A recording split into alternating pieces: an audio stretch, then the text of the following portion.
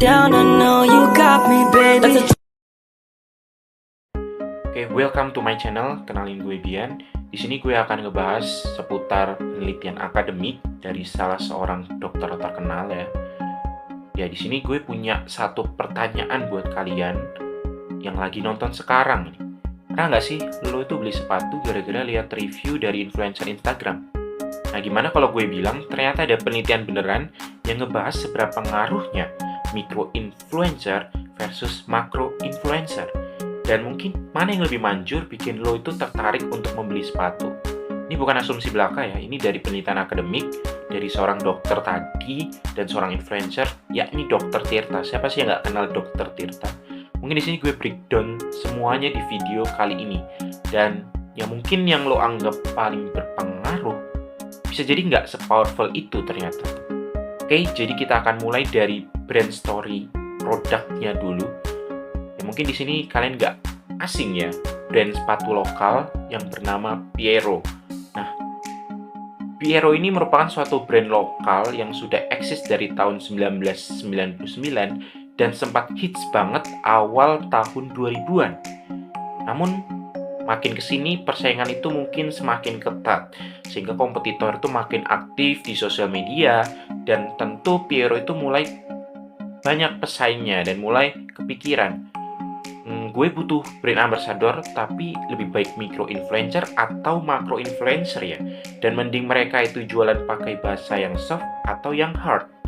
Nah, makanya dibuatlah sebuah riset super menarik oleh Dr. Tirta ini, dan ini bukan cuma iseng aja ternyata, ini beneran eksperimen yang dimana pengambilan data respondennya itu berjumlah 339, yang dimana dibagi menjadi 4 kelompok, dan mereka disuruh lihat postingan Instagram dari 2 influencer terkenal, yaitu Aditya Logi sebagai micro-influencer dan Ari Lesmana dari 420 berperan sebagai macro-influencer. Dan mereka itu punya 2 gaya bahasa yang berbeda. Aditya Logi dengan soft selling-nya dan Ari Lesmana dengan hard selling-nya. Oke, kita akan bahas. Ternyata di dalam hasilnya ini sangat gila ya ternyata. Karena makin terkenal, makin berpengaruh, itu nggak sesimpel yang dikira. Micro plus soft selling itu paling efektif. Buat apa? Ya, brand trust dan bikin orang tuh beli secara langsung. Kenapa? Karena terasa lebih dekat, jujur, dan nggak terlalu memaksa. Sedangkan poin yang kedua, macro plus hard selling, itu bagus buat image. Cocok buat bikin brand kelihatan booming atau ikonik. Tapi trust dan niat beli nggak setinggi dari penjualan secara mikro. Nah, gue pribadi relate banget kalau ada selebgram mega followers bilang, spot ini luar biasa banget, beli sekarang juga. Gue malah agak skeptis. Tapi kalau ada orang yang mirip kayak Aditya Logi dalam proses penjualan yang lebih terkesan ngomong santai kayak, gue suka produk ini karena ringan dipakai pas manggung, bagi gue itu lebih ngeklik gitu ya.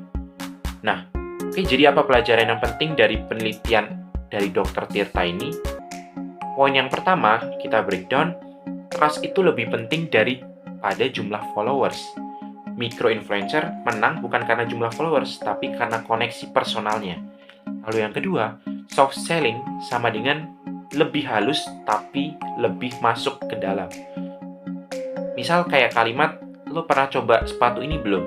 Jauh lebih powerful daripada diskon besar, beli sekarang juga. Yang poin ketiga, buat branding, mungkin pilih influencer sesuai tujuan ya. Mau trust dan penjualan, penggunaan micro dan soft selling, atau mau bangun image jangka yang panjang, yaitu dengan penggunaan macro plus hard selling. Jadi di sini gue akan melihat dari data surveinya, ternyata mayoritas orang beli sepatu itu bukan karena promo, tapi karena mereka percaya akan kualitasnya yang bagus. Dan orang yang merasa percaya sama influencernya, lebih besar kemungkinan mereka rekomendasiin ke teman dan keluarganya. Mungkin kalau lo brand owner atau lo influencer yang lagi mikirin strategi konten, ingat ini, followers nggak selalu sama dengan trust. Dan cara lo ngomong jauh lebih penting dari sekedar siapa lo. Menurut lo lebih percaya review dari micro influencer atau macro influencer? Drop jawaban kalian di komen di bawah ini ya. Kalau lo suka konten edukasi kayak gini, jangan lupa like, subscribe, dan nyalakan notifikasi loncengnya. Karena di video selanjutnya gue akan ngebahas seputar video-video hal yang menarik. Mungkin sekian dan bye.